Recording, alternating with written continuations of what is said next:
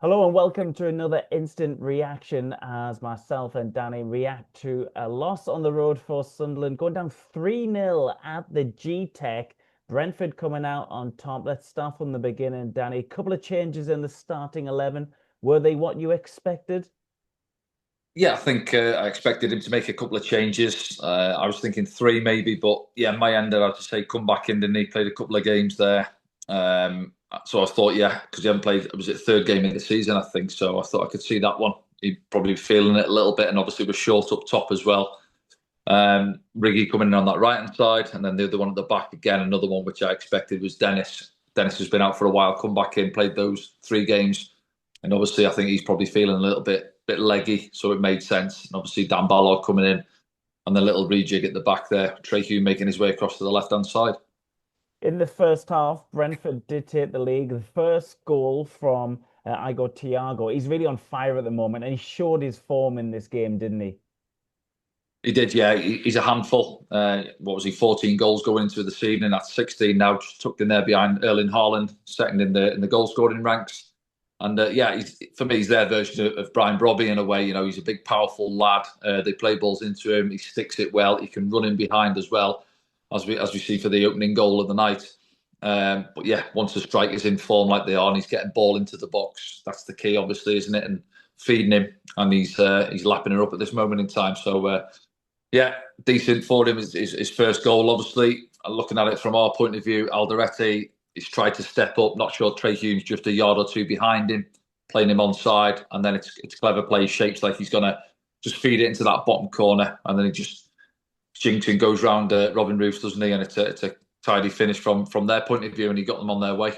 We went miles out of the game when half time came, and then we made those changes very early in the second half, didn't we? Changed the Yeah. wingers on each side. That almost had an instant impact. In fact, it got us up the pitch quite a lot, didn't it?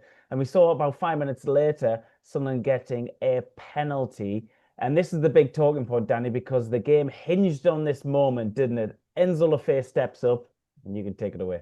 Yeah, no, he did. Listen, I think of going in again, similar to Spurs, where we weren't quite at it in the first half. We had a little spell, but you go in a goal down, so you're still obviously well in the game. And then, as you say, you make a couple of changes. Was it 5 minutes after the break?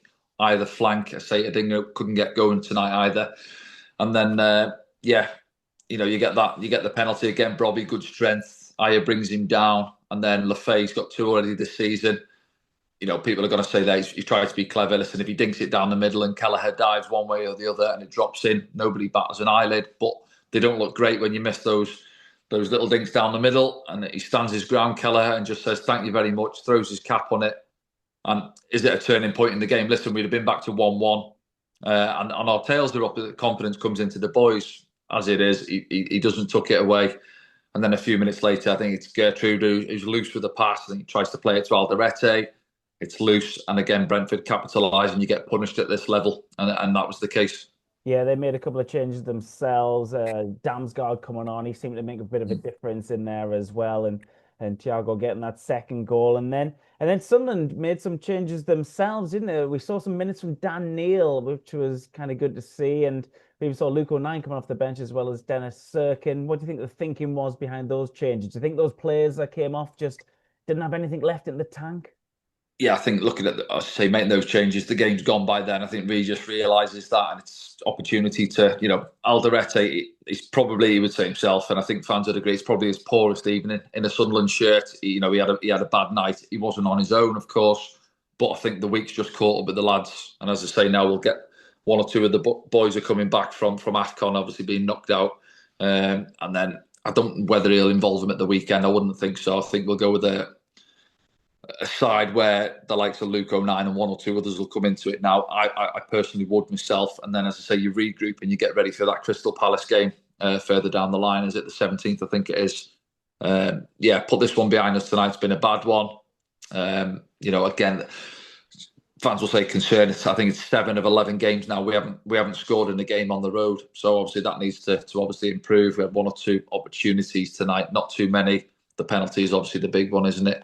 But yeah, listen, it's been a bad night. I say we've got to regroup, and obviously our friends down the road have scored a late winner and have finally managed to go above us as well. So it's a bit salt in the wound, isn't it? But it's football, and we've got to regroup. It's as simple as that. But I think at the weekend, yeah, he'll assess it, and let's expect to make a lot of changes. It's a difficult one because I think we've sold 7 or 8 thousand tickets, haven't we, going down to the Hill Dickinson there. So you want to go out there and give a good account of yourself, but he's got to assess the squad. As I say, lads coming back from AFCON, they'll have played a few games there, but he'll want to get us going again against Crystal Palace.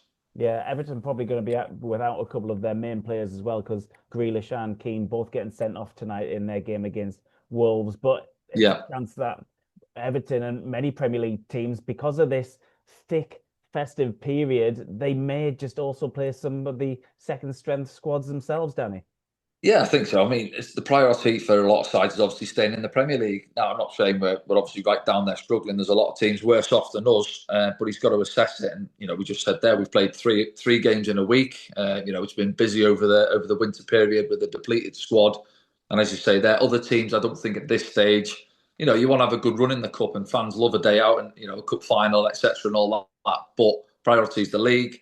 And I think they'll appreciate it and see the circumstances of where we're at. If Regis goes down there and he makes 7 or 8 changes, and it's some of the fringe players who are getting a run out, it's just the circumstances at this moment in time. But other teams will be in the same boat. You see that, and teams will come out at 2 o'clock or whatever time kickoff is at the weekend, and a few fans will look at it and think, "What's I'm not too sure," but it is what it is. And then obviously, if you get to quarters, and semi-final, quarters, last 16, those sort of rounds there, it's where you'll see the serious squads getting named, isn't it? So it's an opportunity to rest some, and it's an opportunity for some who need game time to go out and get a game. Absolutely. It's a 12:15 kickoff, so don't get caught out by the early kickoff if you are tuning in. Of course, if you're traveling down there, set off in plenty time. Safe travels as well, because bad weather over here in the UK at the moment. Don't forget to like, subscribe, and share these instant reactions. And Danny will be back on Saturday, I imagine. We will, yeah. So we'll see you then.